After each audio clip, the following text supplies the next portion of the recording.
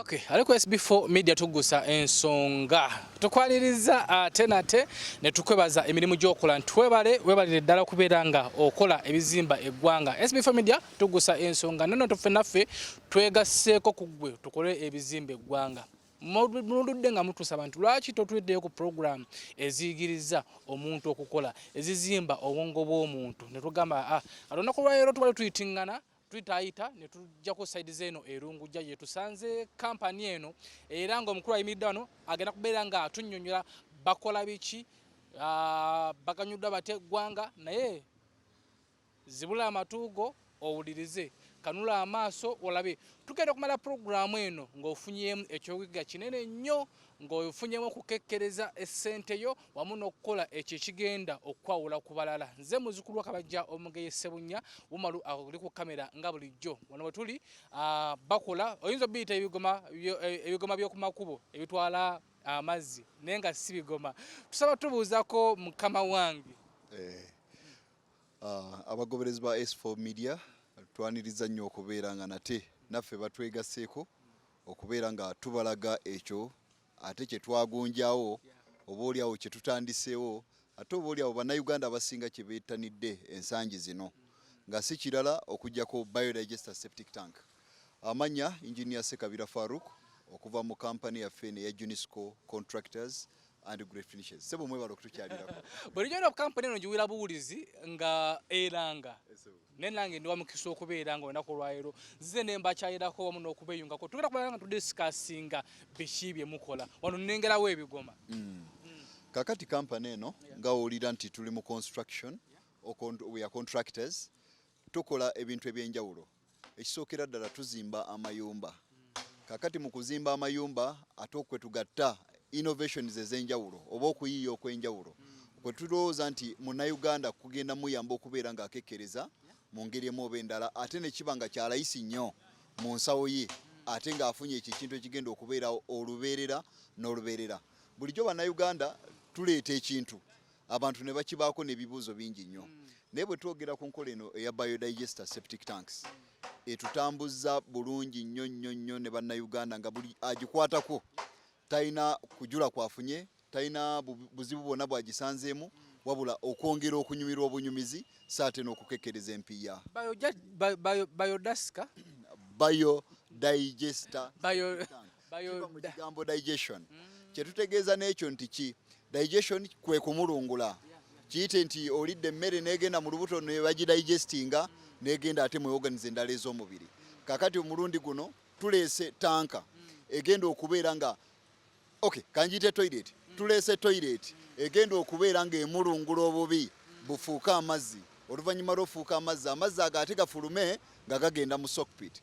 Sebo ensonga ya digestion awo wejjiramu kye twandiise okumulungula. Ate no ze mbadde manyi zino oba mukola bigoma bya ku makubo oba tusaba tunnyonnyola kitandika kitya mukikola mutya era kiggweerawa. Kakati tanka eno mu bufunze efaanana bweti. Eno gye tutunuulira wano ekozesebwa abantu 40 1 to 40 users. Ebeera ntono nnyo ya mita emu ku emu nga bwe tugitunuulira naye ate eyina ebirungo munda muno tubiyita ebisenge nti ojja kwesanga kino ekisenge nga kituyambako bw'eba eyingiza nti mu kuyingiza ejja kumenyaamenya obubi bugwe muli bugenda kusangamu obuwuka bwaffe bwetuteekamu bwe tuyita bioactivators nga bwe tunalaba maaso eyo ate bwemale etuukemu eno kyemba ne tuyambeko okubeera ng'esengejja ate okusengejja okwewala nti efulumya ebitole kuba twetaaga ebeere ng'efulumya amazzi kubanga obubi obujja muno bumulungulwa digestion ne bufuuka amazzi oluvannyuma lw'okufuuka amazzi gano ne gafuluma nga gagenda mu kinnya eky'amayinja kye tuyita sockpit. So setting eyo bwetyo bwetambula okuva ku lunaku olusooka mpaka ku lusembayo kubanga tanka eno tugigabira myaka na bisiibo okubeera nga tejjudde ntono nnyo lwansonga nti yo si tterekero wabula it is a treatment area ekifo obubi bwe butuula ne bufuukira amazzi ate ne bukola ki ne bufuluma. Omuntu yandigambye gakatono nnyo kituufu katono kubanga fuuti ziri 3 ku 3 naye tegenda kujjula lwansonga nti science oli gwe tugiwadde agenda gireetera okubeera nga tejjula awo Uganda weetuuse. Bino byo mubijjawa mwabiyigirawa kuba system eno yajja neeva mu Buyindi System eno eyambye nnyo abantu abali mu bifo ebifunda nti ndi mu kifo ekifunda nguze fuuti zange 5 kwa 5 ennyumba ngizimbye etudde ku fuuti 4 kwa 4 ana kwa 4 tusigazawo fuuti 10 so bwe tukwata ettaka ne tusima ku fuuti 10 ku 5 ewagenda system ene namba ngijjudde kiba kitegeeza nti omuntu afunye toyi ate nga ne space akozesezza ntono ate naba ng'aganyuddwamu ekintu ekigenda okubeerawo ebbanga lyonna abayindi system eno gye yava tebalina ttaka ate nga be bamu ku nsi ze twogerako nti ziri so populated abantu bangi nnyo ebuyindi bweva ebuyindi ejja ekulukuta mpola nejja etutuukako wano ewaffe netuuka wano mu Kenya kati fe tugenda mu Kenya ne tugijjayo naffe ne tugireeta sobole okubeera nga tugiteeka mu Uganda naffe twongere okubeera nga tuganyulwamu n'okufunamu. Okay, kati wano wemubikola nga mugenda gye bazimbye amayumba nga mubiteekayo.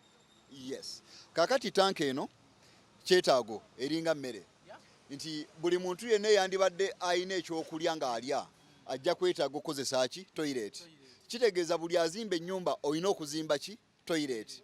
Kakati tuvudde ku nkolera ey'okusima pit latrines n'osima fuuti 1000 noka wansi n'oyagala okuzimba septic tank n'ozima fuuti almost egendamu omuzigo omulamba fuuti 10 ku 10 ku 15 ogenda okulaba ng'embeera gye twagala okubeera nga tujjawo tukekkereze omuntu afune system ye agiteeke mu ttaka ng'ate ne waagitadde asobola okuddamu n'akolerawo emirimu emirala. Sokoleke eno tugabe nti ye toilet eno toilet nti singa nzimba ennyumba yange teginetagasa kusima fuuti 5 wansi oba 6 webali nnyo sebo oleeta buleesi eno ng'otuuzaawo oluvannyuma lw'okuba ng'otuuzizaawo nga tulinga sockpit nga tugitreatinga tugiteekamu eddagala ziyite bioactivators ezigenda okuyamba okubeera ng'eri obubi bufuuka amazzi ago gafulume. Kitegeeza tetusuubiramu organic matter oba fecal matter oba ekitole kyonna kubeera nga kiri mu tanka muno wabula tusuubiramu amazzi ameereere nti bioactivators ziri gye zikoma amaanyi n'obubi gye bukoma okumulungulwa ne bufulumamu.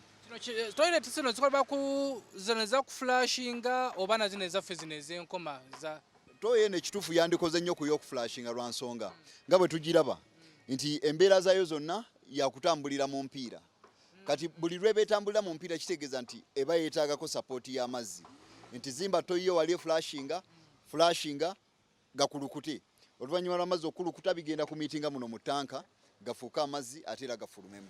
Tutunuulire nga mutandika okukola toilet zino mutandika mutya gw'obikola olina abakozi kakati buli omu ndowooza kannyonnyole ku bukugu bwe jangu tugendekewo oli omwami gwenda bakola eno sokoleke tulabano batikka bo ate balagawo kakati bano abatikka kyetugambye nti dimandi n'okubeera nti ensonga eno abannayuganda bagitegedde nnyo kakati kwe kutikka kuno emmotoka eri tugirabye etisse neno yino naye ekola ki etikka kitegeeza abantu ekintu kino bakitegedde nnyo ate bakikola ki bakyetaaga nnyo. Kati tutunuulira oli yasoose okutikka ye atikka n'atwala amanyo bikozesa oba gw'ogenderako n'omusomesa. Kaakati tulina companies ez'enjawulo oyinza okujja mu company ngaffe aba Junisco contractors ne tukolera omulimu ogwo zino order zaffe nti okeera ku nkya kasoma n'aba nga weereza ssente ze oba n'atuwa omulimu ne tujja abaana ne batikka ebintu ebyo ne batwala kakati gye batwala yonna ebinnya byawedde dde okubeera nga bisimwa ngera bwe tugenda okulaba maaso eyo. Ate nze mba njagala nkukwasa contract nze nzimba ennyumba yange nti yiiyo gwe batwete mbikulekero jjo bikole buli kimu kisoboka sebo kisoboka lwa nsonga nti tanka eno nga bwe tuginnyonnyoddeko nti etambulira mu ttaka nti kitegeeza bw'oba ompadde omulimu ogwo ngenda kutandika n'okusima oluvannyuma lw'okusima njije wano nginone mu kampani oluvannyuma lw'okuba nga nginonye ngitreatinge ngikole buli kimu malembikewo kakati omulimu oguba gusigaddeko baguyita plumbing oba drainage okutambuza ebintu ebyo okuva ku nnyumba ate bitambule nga bijja biyingire muno so byonna tubikola mu bufunze mukama wange. Mannayuganda kyasinga nno okutya okuseerebwa wamu n'obutagunywerera ku kigambo ky'osooka nti toilet eyo emala emyaka 10 nga tejjudde n'engikozesa ennaku 2 nejjula. Kakati fe wano mu Junisco contractors and great finishes ndowooza kanjogere ku by'okuseerebwa tanka bweti gye twayogeddeko ey'okuva ku muntu omu mpaka ku bantu 40 tugiramula million 3 on completion nti luli obadde ogenda kuzimba septic tanka zino enkadde ekutwaleko million 6 ku 7 ate ezo omukaaga ku musanvu tegenda kubaako kinnya kya mayinja kye tuyita sockpit.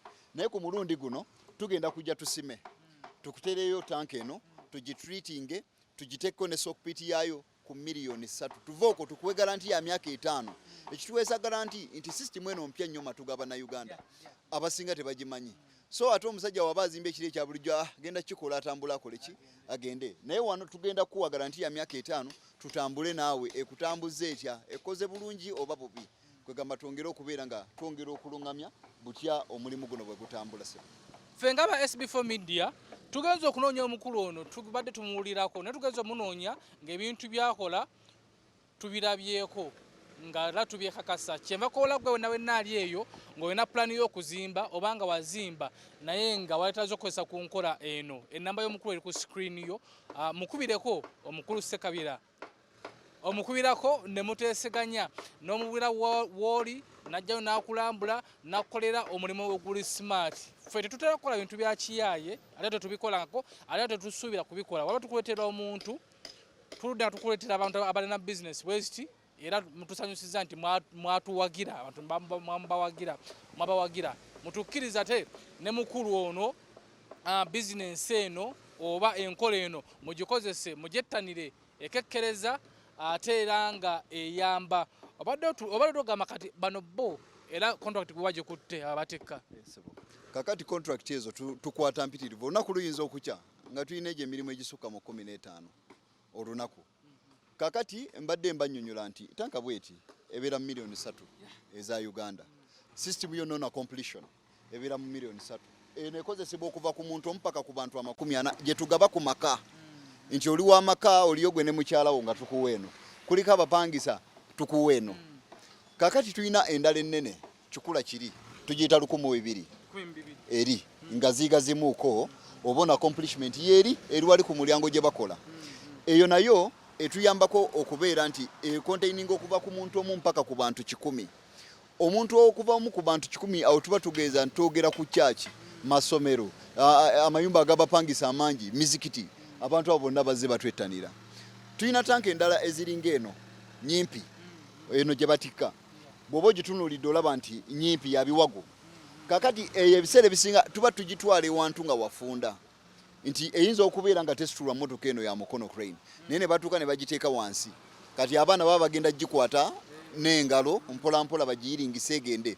By the way tulina n'ensonga endala weesinga okunyumira tulina abantu ng'eyagula akataka ke 10 mbutuufu amaze okuzimba talina toyi wagenda gikola ki ensonga nkulu nnyo naddala kuffe abavubuka nti osonda obusente nebakufuna akapoloti asimanyanga 25 ku 3 nga wazimbako obuzigo rooms 3 teyina weeraga.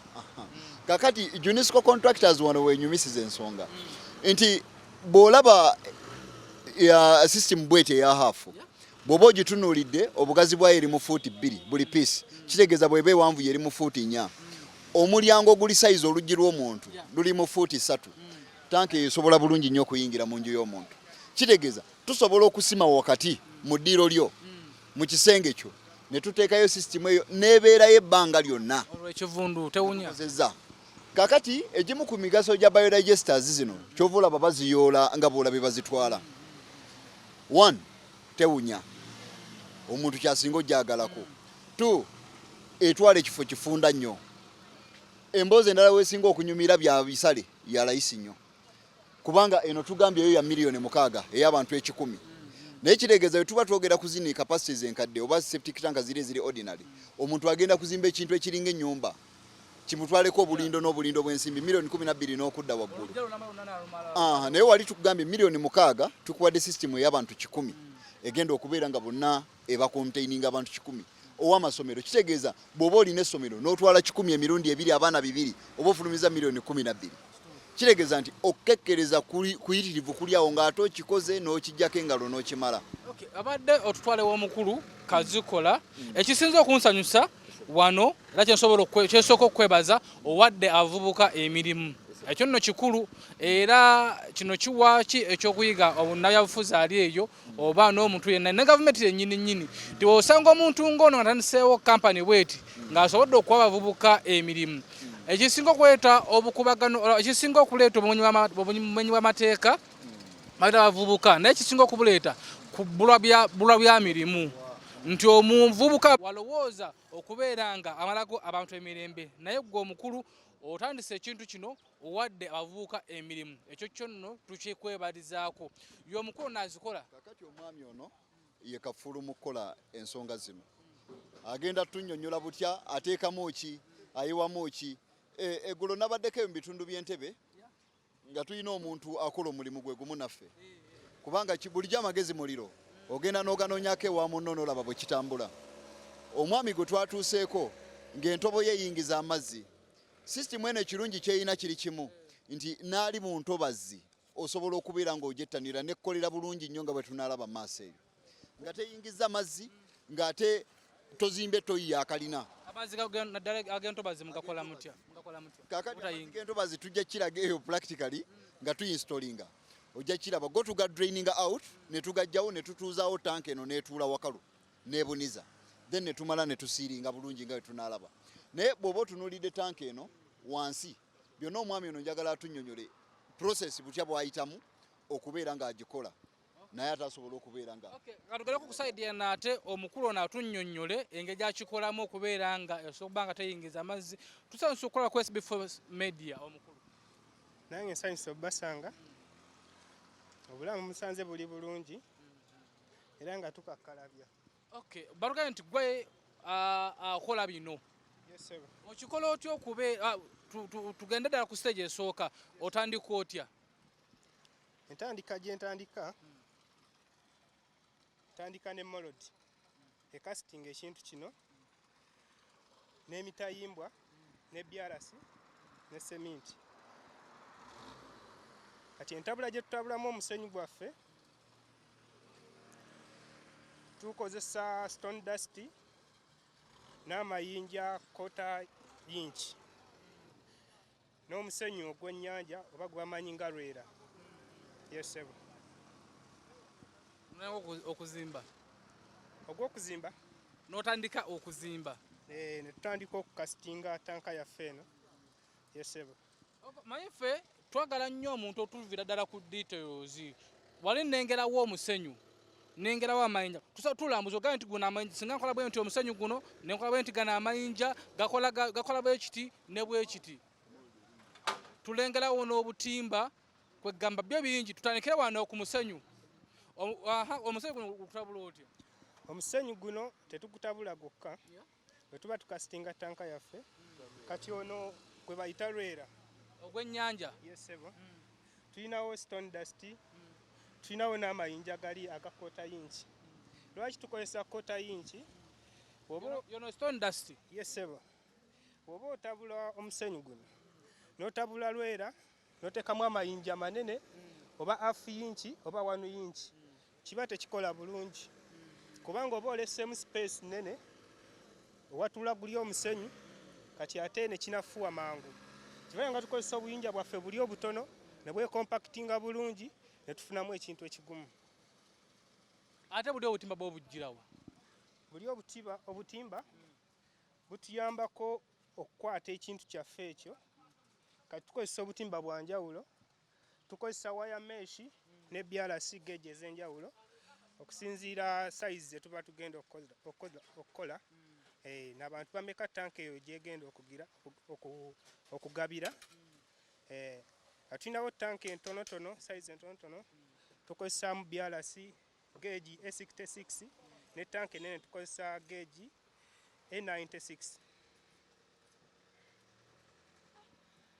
Aliko SB4 MEDIA nga bino byo byuma. Yesebo yeno molodi yaffe gye tukasitingiramu tanka yaffe. Nkitegedde kati nga bwe tukunnyonnyodde nti bw'ogatta omusenyu guli ogwa stone dust n'ogatta lwera n'otabula n'enkokota eno ogenda kufunamu ekintu ekifaanana bwe kiti.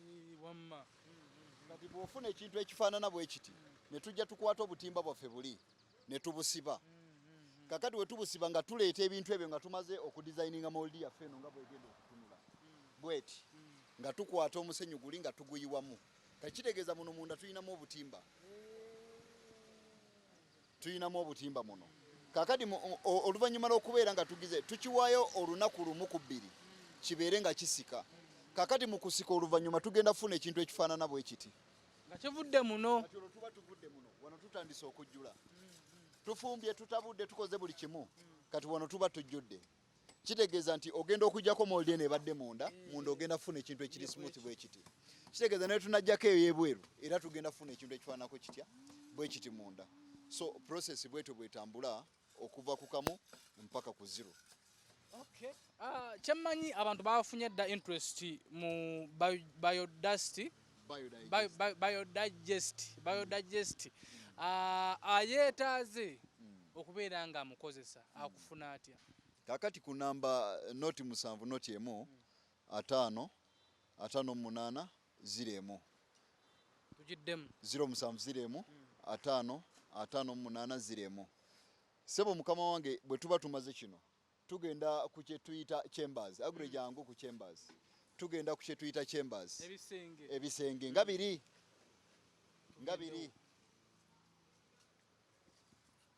chambers zitibwa chambers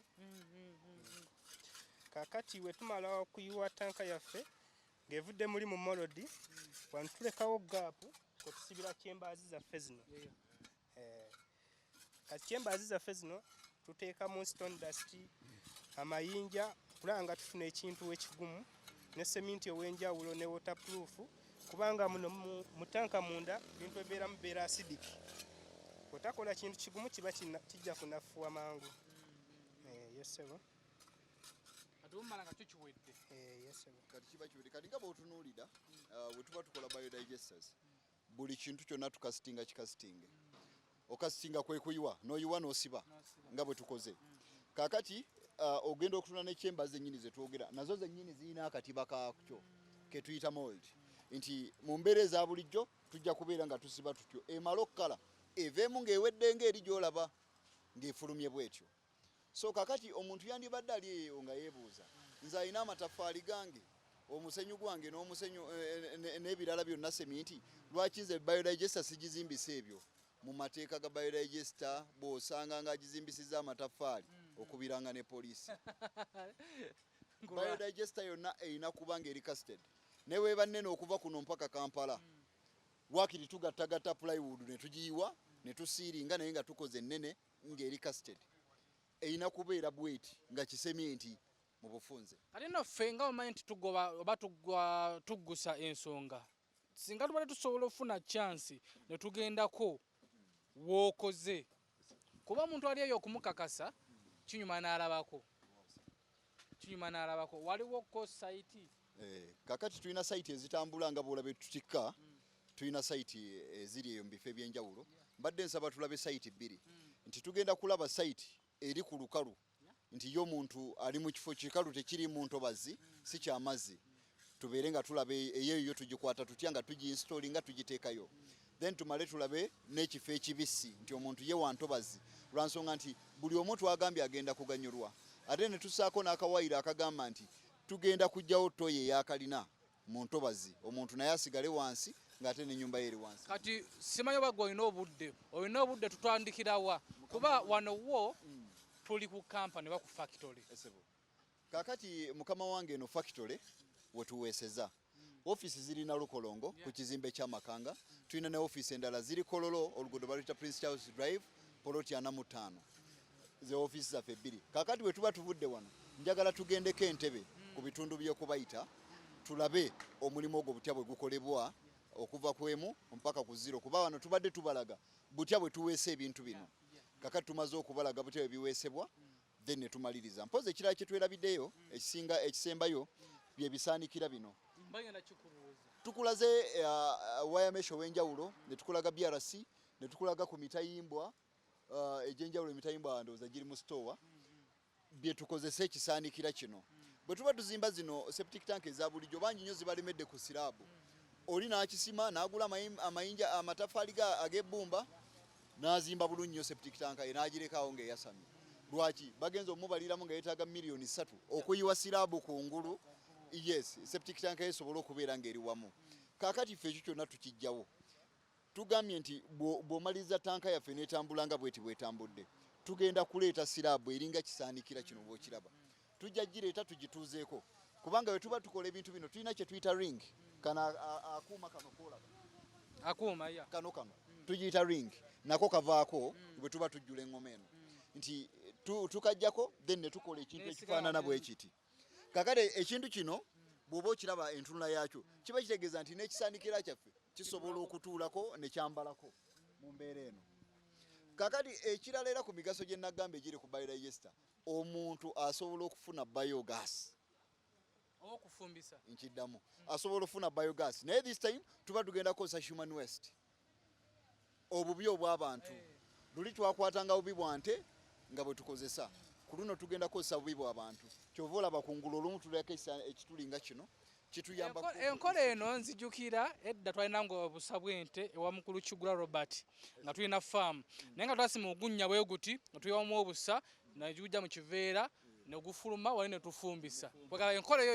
yonna ate eggukidde wano kakati enkola eyo yonna eggukidde wano edda abantu tebakozanga nnyo obusa bwante lwaki abantu balwadde balusa abantu tebaagala kulya kakati ogenda ogatta ebyo byonna omuntu okubeera nga obulamu bwe butambula bwe butyo nga okujjuza ekinnya ekinene simanyi kuliko doomu simanyi kuliko digest simanyi kuliko sirali embeera ey'okubeera ng'otambuza biogas ave mu mbeera bwetyo ng'omuntu tosobola mufuluma ente esobola ofuluma kilograms 10 mu lufuluma lumu nze nenfuluma ne koota ya koota okiraba so kakati wano tugenda mukuŋŋaanya obubi bwe bujja muli ne budigestingibwa using the bioactivators zituyambako ne budigestingibwa ate mata n'asigala ng'atuddemu kubanga tulina embeera nti agenda kutambula amala atuuke ku overflow tanke ewedde yiri wali atuuke ku overflow kati bw'atuuka ku overflow afuluma ng'amazzi kakati mata abaasigaddemu gwe tugenda okutapingako ka gaasi katambule oli akatwale mu kiyungu akole ki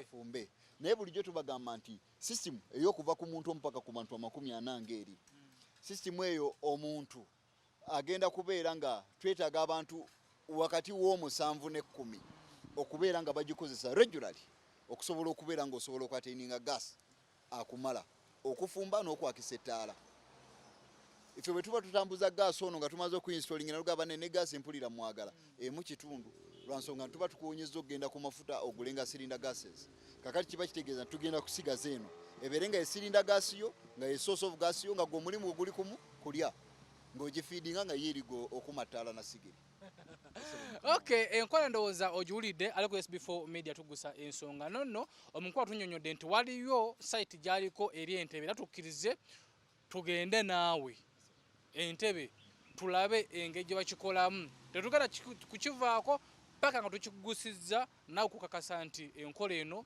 nungi nungamu ate era ekekkereza omalu aliko kamera nga bulijjo nze muzzukulu wa Kabajja Omugeye tuve wano ndowooza tugende Entebbe tweyanziza nnyo sharing akatambi kano gwe ayagala okuyiga ayagala okukekkereza sharing akatambi ayagala gwe ayagadde okozesa ku nkola eno kuba ku simu eri ku screen yo ate era lekawo comment yo tubale tusinzidde side za wano elungujja naye nga mukulu akunnyonnyodde byonna byakunnyonnyodde kuba ku simu ezo ziri ku screen yo ajja kuba nga asobola kukunnyonnyolera ddala bulungi naye tweyungeko tugende ate ku site tulabe ekintu kino engeri gye bakikolamu tulabe engeri gye kiggweramu ate era tulabe engeri gyatunnyonnyodde bituufu amanye omuntu asobola okukunnyonnyola naye nga mulimu akakunkuna naye ngaffe ngomba yaffe nti tuggusa ensonga tetugenda kusigalamu kakunkuna mpaka otugamba nti kyekyo kyennyini so beerako ku SB4 MEDIA tugusa ensonga.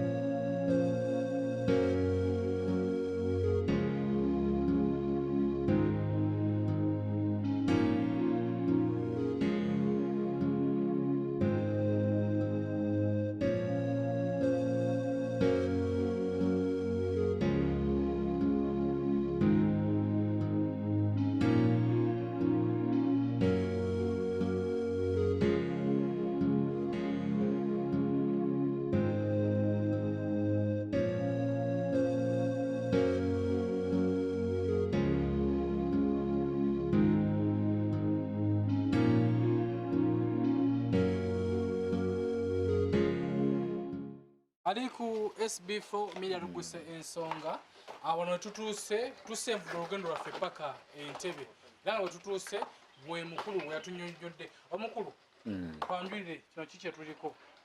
Okay.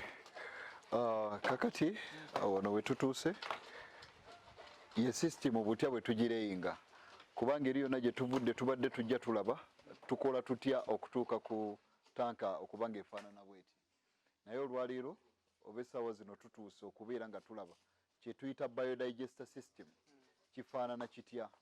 Kakati oba oli awo biri bye tubadde tunnyonnyola kati tubinnyonnyolemuuko mu bufunze katono. Okay. Kakati tulabe tanka eno butya bwebadde ekolebwa eri nga tetunnalaba ki kyekola na butya bwefaanana nga ewedde. Tanka eno gye tuyita biodigester bwe tuba tugasseeko amayinja gali neefuuka system nti biodigester system.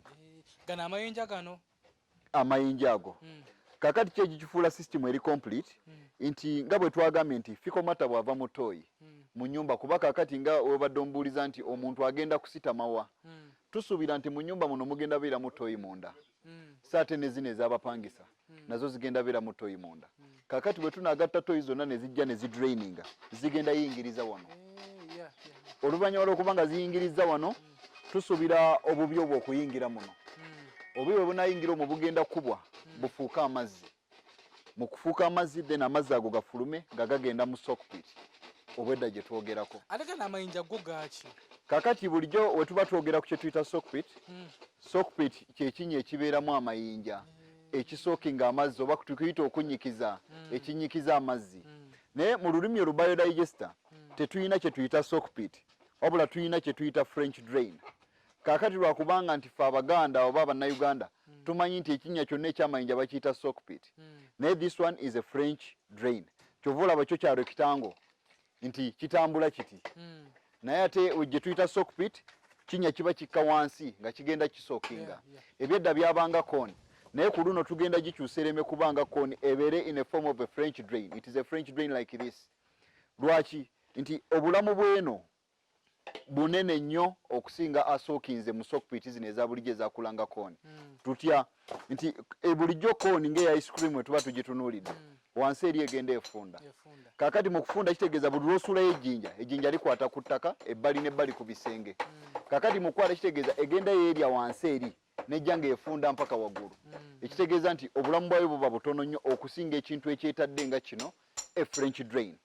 So eno ebiodigester yaffe eri yeyandibadde sockpit gye twandiyise French drain nti fikomata bw'ajja wano n'akubwa n'afuuka amazzi nga bwe tugenda olaba after the treatment ayitira wali mu kye tuyita outlet pipe eyo gy'olaba esonze mayinja eno wano esonze mayinja okuva mu tanka then kakati ne biyiika muli eri tusuubirayo mazzi. We don't expect any particle tetusuubirayo kitole kubeera nga kigenda muli ekitole ekyo tetusuubira lwa nsonga nga tweyambisa kyembe eno ey'okubiri sebosooka oveeyo tulabe kyembe eno esooka kyetuyambako nti pupu bw'ajja okuva eri yonna agenda kujja atomera kyembe eno afuuke mutono into smaller particles which can be eaten by the bioenzymes the bioactivators ze tugenda okuteekamu.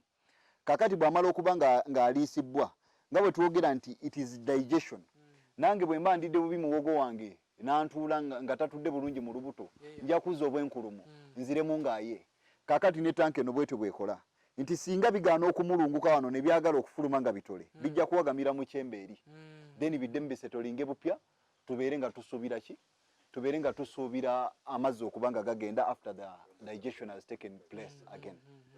So system eyo watunyonyodde nti tulina emirundi ebiri byetugenda okukola mirundi ebiri wano lwe lukalu sebo awo kyanjawulo ki ekiri mu lukalu ne ku ntobazi. Kakati ekyenjawulo era kyamaanyi nti ddala bwe kiri nti bwe tuba tusima olukalu tusima nga tanka eno eri wagguluko okusinga amayinja nti ekinnya kino tusima fuuti 10 ziri 11 wano wano ne tugaziwa 5 kakati tujjako fuuti 4 tanka yaffe wegenda okutuula ndizo ne tusima fuuti 5 deep wali wagenda okutuula amayinja twongerayo an extra feet ne zibeera fuuti 6 lwansonga nti eri ye sockpit okubeera nga twawula kino ku kiri. So bwe kityo bwe kikola yenjawulo eriwo. Kati bwe tuba tugenze ku ntobazi nga bwe tunaalaba tujja kwekanga nga tanka eri wansi ng'ate amayinja ge gali waggulu. Logiki alimu ekyaliwa nti wano bwe tuba tusimye ne tusanga amazzi tanka weegenda okutuula amazzi ago gagenda kubeera nga gakola ki nga tutuuzaamu tanka etuule etebenkere mazzi then tugayolewo ate tumale tubakufiringe nga bwe tunaalaba naye ate g'amayinja nga gali waggulu. Amayinja kano naye gatuukayo oba wano wakayo mukateeka? Kaakati sockpit tujagala maaso kubanga overflow eri maaso ga tanka eno emabega tetulina overflow. Ipo eno musaba ogikyuse ebeera eri ate kati eno yo yaki gyateekayo? Kaakati biodigester nga yo erina obuzibu bwayo bwa sabbuuni nti bw'ogatta sabbuuni ayitiridde nkiddamu ayitiridde si sabbuuni wabula sabbuuni ayitiridde bw'ogatta sabbuuni ayitiridde najja nayingira mu tanka muno bioactivators oba enzyme zaffe zigenda kufa oluvannyuma lw'okuba nga zifudde kitegeeza tanka eno eba tekyasobola kudigestinga. Kati mu kubeera nga tekyasobola kudigestinga kitegeeza nti egenda kukwata ebitole oluvannyuma lw'okukwata otugambe bannange yakoze eki yazibikidde. Kaakati kyekyo lwaki amazzi ag'ebinaabiro sope water from the bathrooms, water from the sinks, amazzi ago gonna aga sabbuuni tugateeka direct mayinja tegayita wano go tegayita wano twagalawo fikomata yeka fikomata sewage okuva mu toyi eka gwe twagala gye atuule wano afune treatment naye afuuka amazzi yegatte ku mazzi ganne agali erise. Tulengera eri omutwale mu kutabula nkokoto etezo yaki kaakati bwe tuba tutunuulidde tanka yaffe eno gye twaleese wano olwaleero nga bwe twagambye nti emmotoka y'omukono tusinziira wa weesobola otuuka bwe tuba tutunudde wano emmotoka y'omukono wano tesobola tuuka. So these are two pieces. Kati twetaaga piece eno tugijoyininge efuuke piece emu. Bw'oba otunudde tulina base ne tulina ne top. Kati kiri atabula musenyu tugenda kugigatta. Then bwe tumala okukigatta n'ekisaanikira kyennyini kye twalabyeko eri slab naye tugenda kujja tugisaanikireko. Bwe tunamala ogisaanikira naye tuyina ogisiiringira ddala totally keeka sementi kali katabula. Kaakati lwaki tusiiringa owatali wadde okuyisa omukka titulina abantu abali interested mu gas biogas oli gwe twayogedde. So tanka eno buli lwebanga erina weeyisiza omukka kiba kitegeeza nti omuntu tagenda kufuna muganyulo ogwo ogwokubiri singa aba agwagala lwansonga nti gas abeera wasted wansi mu ttaka. Tunuulira emirimu gyono gifuna otya tuli ntebe tukusanze na lukolongo esebo. Okay, kaakati emirimu gino ebiseera ebisinga oba ekyo nkinyonnyola etya kuba omuntu ali ayinza okuba nga amaze ne bizinensi ye enalukolongo emyaka egiwera ddala 20 tafuna ku mulimu gw'entebe. Esebo. Kaakati bwe tuba tutunuulidde emirimu gino bulijjo ekintu kyonna tukola kye tuyita marketing. Ate n'ekirala kyokyatuka ku biodigester twafa nnyo ku kye tuyita sensitization kubanga eno system mpya nnyo mu bannayuganda abantu bangi nnyo tebagimanyi. Abasinga balaba ndabe ku ma TV abalala ne bagiraba ku social medias n'abalala ne bagiraba ng'oli ng'alaba tugiyisawo wano n'agamba oba ekyo kye baleeta bataddeyo ekigoma naye twongera obbakakasa nti olw'okubanga nti abantu twongera okubannyonnyola enkola yaayo kyekyo lwaki bagitegeera obaoliawo ne bagamba nti booliawo ne kampani entuufu ebeera nga esobola okubeera ng'egonjola ensonga eno. Sinakindi abantu nga SB4 bw'oba obeekutteko era baba bajja kukumanya mu mbeera esebo. Nga tumbawumba tulengera amayinja gano tegajjuza kigundi kino kinnya mugera kuzzako ttaka. Yes. Kaakati bwe tuba tutunuulidde wano ku mayinja bibu wano njala mubikewo pipe ebike wano bw'oba otunuulidde ekinnya kino tulina kye tuyita overflow pipe eno efulumya the outlet. Pipe eyo singa ogisusa amayinja ne gagenda waggulu tuba tuli mu kwonoona lwansonga nti kyonna kye tusookinga kigenda wansi mu mayinja.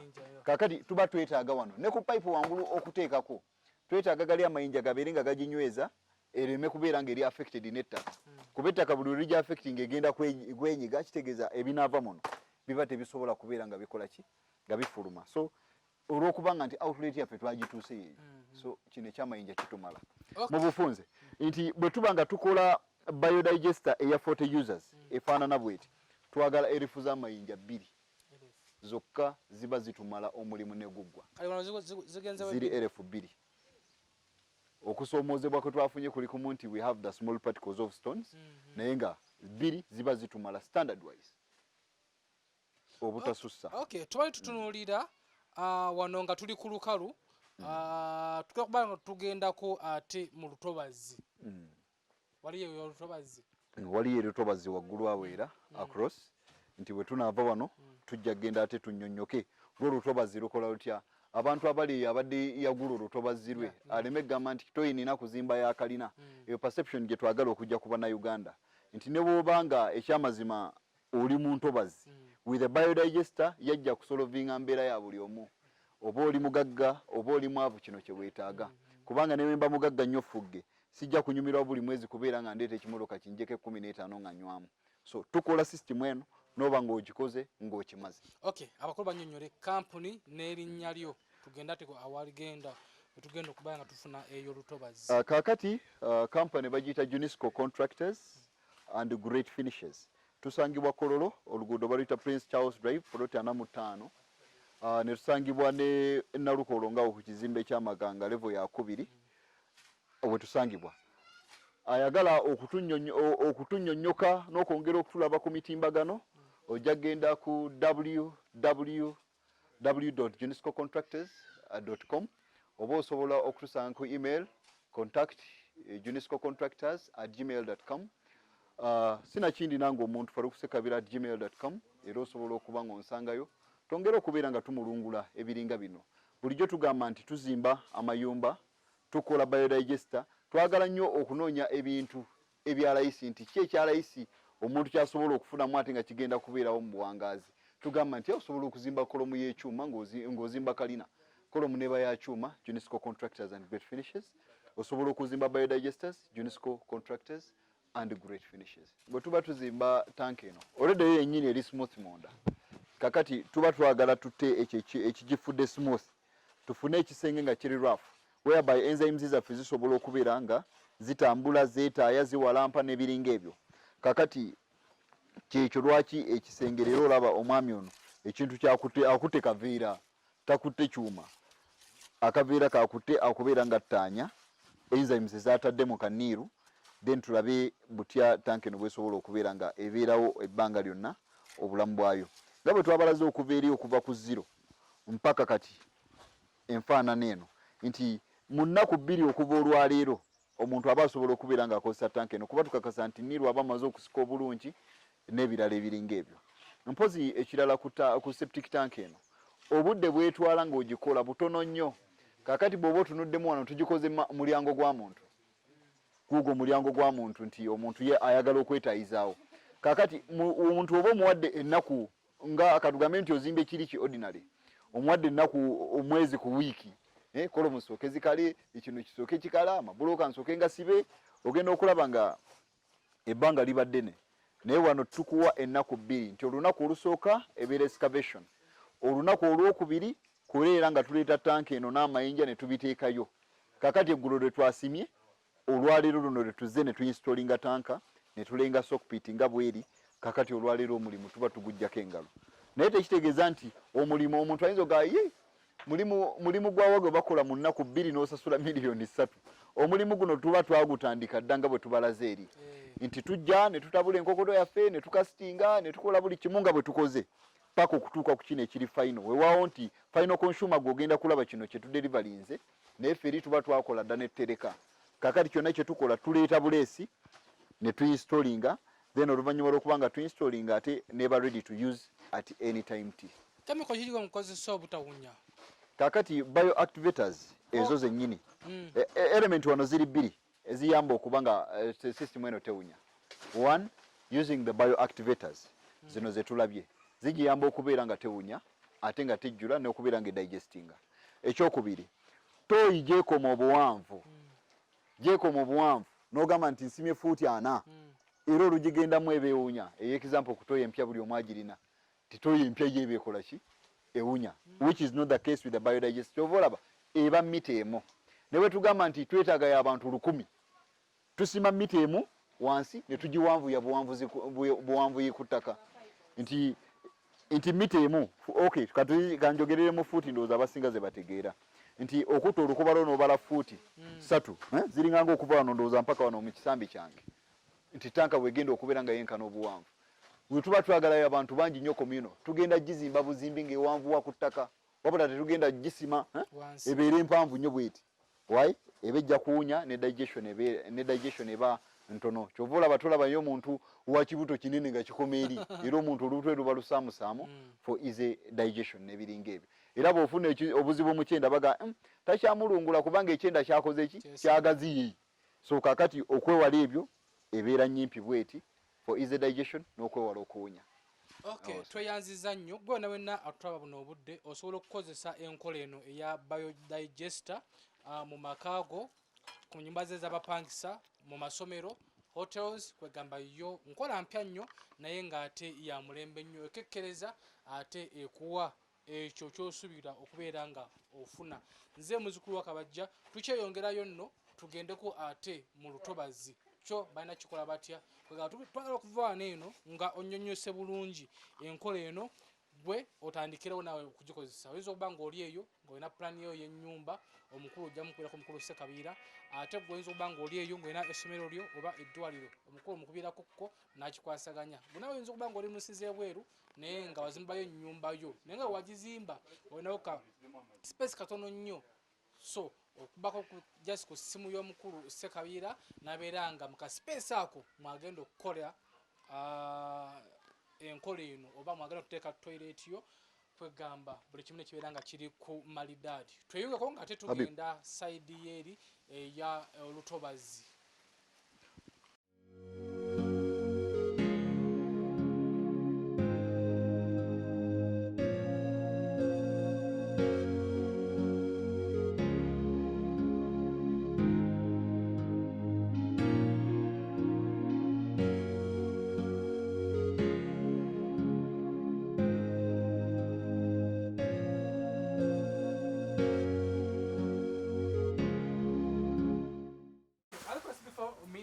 Tugusa ensonga nga tubasuubiza gye tuvudde tugenda kufunayokko ate wano mu lutobazi era nga wolengera kituufu tuli mu lutobazi era omukulu tusatunyonyola bulungi enoko gavudde wange.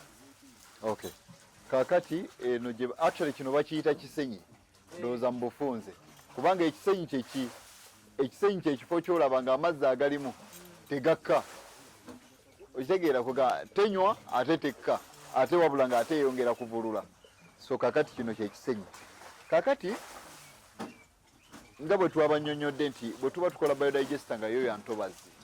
Biodigester y'entobazi tusima ekinnya owagenda okutuula tanka nga kiwanvu okukka wansi ne tusima ekinnya ekigenda okubeeramu amayinja nga kyo kimpimpi kyekino. So eno ye French drain ekolebwa mu kifo ekibisi oba ekyentobazi bweti bwebeera efaananako. Kakati lwaki tusima kimpimpi tuba twagala okumanya nti amazzi kubanga initially we tuba twescavatinga tusooka kusima wano tanka wegenda okutuula. Kakati mu kumanya nti tanka yaffe ya mita emu oba ziyite fuuti 3 tuba twagala okumanya nti amazzi tunaagasanga mu fuuti mmeka. Kati wano kiri obvious nti amazzi twagasanga mu fuuti ey'okubiri wabula nga fuuti esooka tewali mazzi naye nga mu fuuti ey'okubiri mulimu ki fuuti ey'okubiri mulimu amazzi. Kati ne tusalawo tusimire ddala fuuti 3 tanka yaffe zeetuulamu nti ebeere ng'etudde wansi dip fuuti 2 nga kungulu fuuti emu ekola ki eyitako kyekino. Kakati tank eno it is a waterproofed tank. Enkola gye tugikola tukola ne tugizimbamu ne ka waterproof cement ng'omulimu gw'ekyo kubeera nga twewala nti ennyukirira n'okubeera nga amazzi gabotola ne gagikola ki ne gagiyingiramu. So kakati eno bweti bweri teyingiza mazzi ate tegagivaamu wabula kye tuba twetaaga nti wetuba nga tuzimbye treatment area yaffe ebeere nga teyingiza mazzi kuva wansi mu ntobo wabula nga ate yeesobola okufulumya excess n'akola ki najja eno. So kakati ewali amazzi tugajjawo ku luno tugenda gajjawo manually twandibadde tukozesa akuuma tugakube naye kaka tugajjawo manually. Bwe tumala okugajjawo tukikakasa nti amazzi ago okubeera nga gabimba agasimye aba agatankudde wabula bw'ogasena n'ogajjawo n'ozaawo ettaka lyawo nga bwe gabadde amazzi tegayinza kubotola ttaka ne gakola ki ne gavaayo. So kwegamba bwe tumala okugajjawo tugenda kukwata ettaka lyaffe tulizeewo nga we wabadde, then waddemu wakale, wajja kuddamu wakale nga we twasanzeewo. Kakati kitegeeza entobazi esigadde wansi, eno kungulu tulina ettaka ekkalu. Kakati kye twagambye nti esokupiti eno yo tugisimanga eri wagguluko, nti twetaaga mu fuuti emu eno sokupiti yaffe wegenda okudrainingira, wegagenda okutambuliza, nti tusobola n'okusima obuwanvu obukoma eri, nti amazzi gasobole okubeera nga gali omwo gazanyira mu fuuti emu. So kyova olaba twakisimye nga kiri bwe kiti, era ey'entobazi bweti bwekolebwa ne tubeera nga tugifukamiza obutaba nti amazzi gazzeemu okubeera nga gakola ki nga gatutawaanya nti entobazi yanyuukiridde toyi yagize, kuba kati toyi y'ebweru yono yeeno gy'olaba kana akayumba akali awo ye toyi ey'ebweru yasituddemu omusingi, olaba koosi ziringa ziizo ntonotono n'amayinja wansi, then agenda kutambuza pipe azireete zikwate kuno, then abeere nga afulumye. Saate n'ennyumba era naye yennyini egenda tambula buufu bwe bumu zijje zonna zigatire manihole eno. Kitegeeza mu nju alina toyi n'ebweru alina toyi, naye ate nga zonna zisappulayinga wano. Okay, ngatombaomba omuntu ali eyo namubeera nga akozesa enkola eno kiki omugamba? Kakati omuntu ali eyo tubakubiriza nnyo mwenna bannayuganda nti biodigester kakati y'ensonga eriko bwe tuba twogera ku bya toilet, nti oyo yenna ayagala okukola toilet eriko, septic tank eriko, biodigester y'ensonga. Lwaki? Ya layisi nga bwe tulabye, that is muggula mu kuzimba, kuba twagambye kati eno system bweti etwala million 3 zokka, noba ng'okikoze n'okimala etwala ekifo kifunda wuuna ali mu ntobazi, naye olaba wano tusimye fuuti zaffe 5 ku fuuti 12 obuwanvu. So kifo kitono nnyo bwe kiti nga bw'okiraba. Ekiddako tewunya ng'era bw'ogiraba, tejjula, tetusuubira kubeera nti kali akantu kajjudde ne kafuna obuzibu, wabula wano we tugamba nti tujja kujjamu amayinja tukole saavisi empya gy'emigaso emitonotono biodigester eno gyeyina, mpozi n'omugaso ogusinga obukulu okuggyako biogas. Omuntu yenna ayagala okufumba biogas ono we tugenda okubeera nga tumujja. Mpozi ekirala nti tanka eno tuba tugimaze tuziika wonna ne tuzzaawo, tugenda balaga ku nnyumba eri waggulu wo twazimba dda ne tukola ki ne tumala, oli naziddamu n'olujja n'aluzimba yaluyiwa nkokoto nga tanka eri wansi muki mu ttaka, era omuntu asobola okujja waka n'abuuza septic weeri nga tekola ki nga teriiwo. So system eno bweti bweri. Banaye mwekwadde Junisco contractors and great finishes ku lw'ebizimbe ebirungi ebigumu ebyalayisi n'enkwatakwata ennungamu n'okubeera nga tubatambuza n'omutindo. Abagala biodigesters enamba yaffe bajja gibalaga wansi awo, Junisco contractors and great finishes. Tusangibwa Kololo poloti 45 okuliraana Lohana awo, oluguudo lw'otambula bwoti Prince Charles Drive poloti 45 sobola tulaba pozi ne Kololo ku kizimbe ky'Amakanga level ya 2, era bw'otuuka awo ebizimbe ekipande obeera okiraba ennalukolongo ku kizimbe ky'Amakanga, ekipande oba okiraba ekiriko Junisco contractors and great finishes. Entobazi eno nga bwe tutambuza eri naye bwe tugenda ogitambuza, naye twagadde tubalage ekifaananyi nti n'entobazi naye ekola ki esoboka. Ali mu ntobazi togwamu maanyi, naawe kino oba osobola okukituukako. Omukama batuweere omukisa. Tugende mpolampola wali wetuyise otulengeza ajja kwogerako naffe awo obujuliza ensonga eno butya bwe mutambuza. Katugende mpolampola tumalireko wali omuma waffe abatunyonyola bo bakimala dda era enkola eyo bagikozesa. So tugendewoko eddakiika nga 2.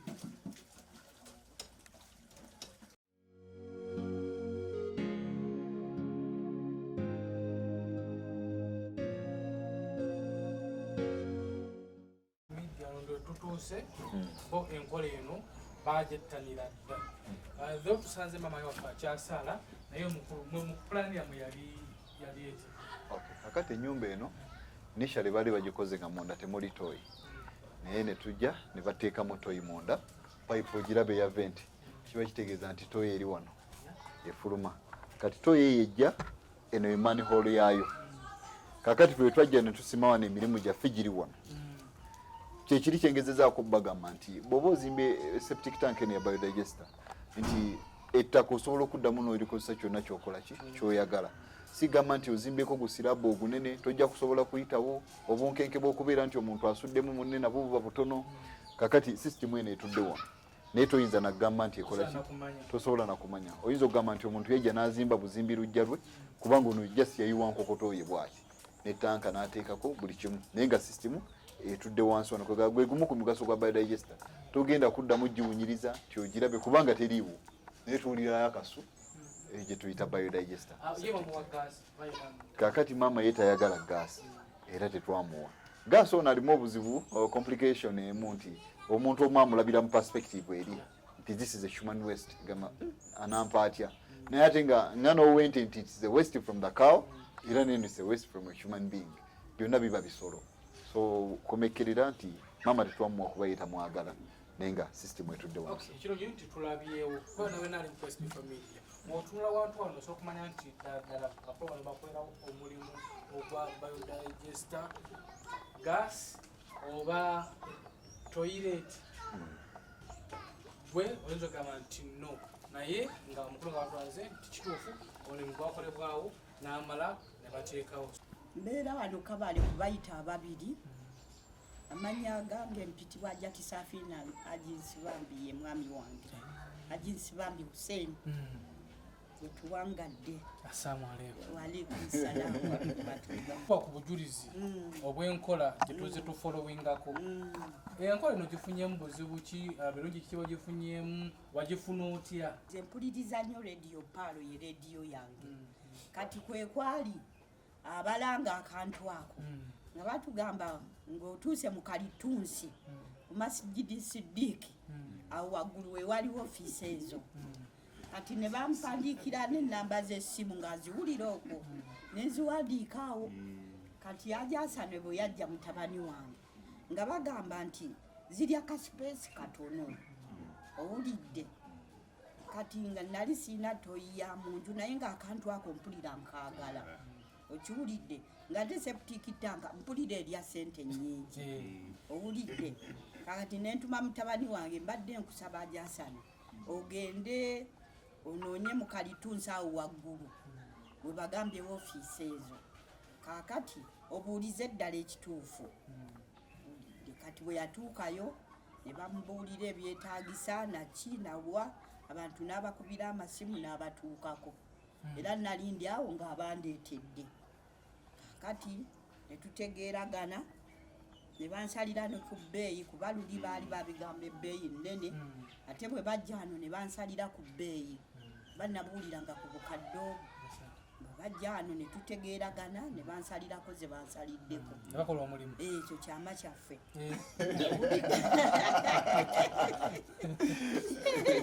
kati ne bakola omulimu era ne basima abasajja ne basima wano basimirawo ennaku 2 n'akantu ne bakazimbira wano kakange bazimba kazimbe tebaleeta kaleeti bakazimbira wano owulidde nga ndaba oluvannyuma kwaliko n'omwami plamba ne toyi ebyatoyi byonna ne tubigula ne babikola lumu. Buzibu ki bwofunye mu nkola eno? Sinnagirabamu kuba bwe bazaawo ettaka n'enjiwaawo enkokoto era bagamba nti osobola n'okuzimbako ennyumba waggulu bw'oba oyagadde naye akange kali wano wenjoleza ebintu bwe mbasika kugambye otomanya ntiwekali.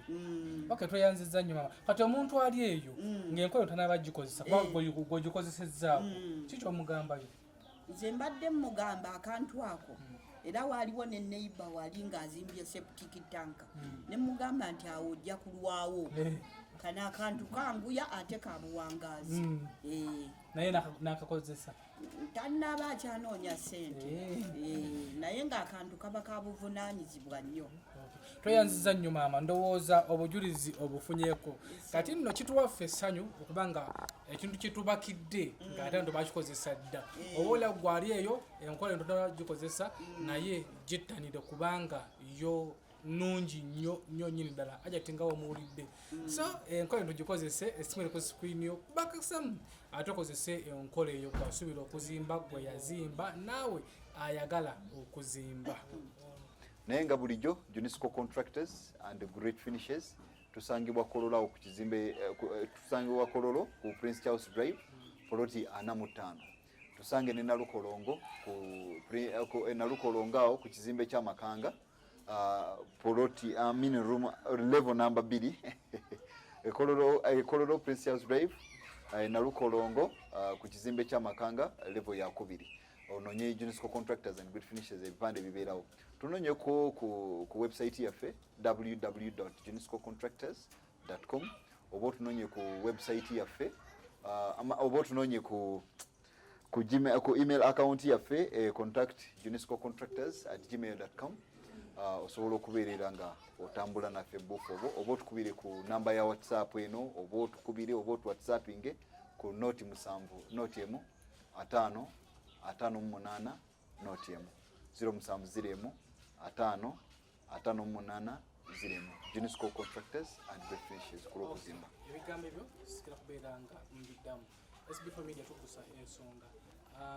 Weewale okubbibwa, weewale okulimbibwa, goberera bitwogedde. Bunyumiza emboozi mpanvu nnyo, tukulaze ebintu bingi nnyo, naye okusaba emboozi eno gigendereko, byetunyumiza bigendereko. Bakusiba ku screen yo, omukulu oyo era kubeera nga kunywa ebisinga kaawo ate gwe alina ekyoto ky'okuzimba, yinza nga wazimba dda oba nga oli mu process y'okuzimba, weekwate enkola eno ejja kubeera nga ekikeza kinene wamu n'okubeera nga ate osevinga akasente. Nze muzzukulu wa Kabajjumbi Ssebunya, omalo akoza ku kamera nga bulijjo. Beera bulungi, weeraba.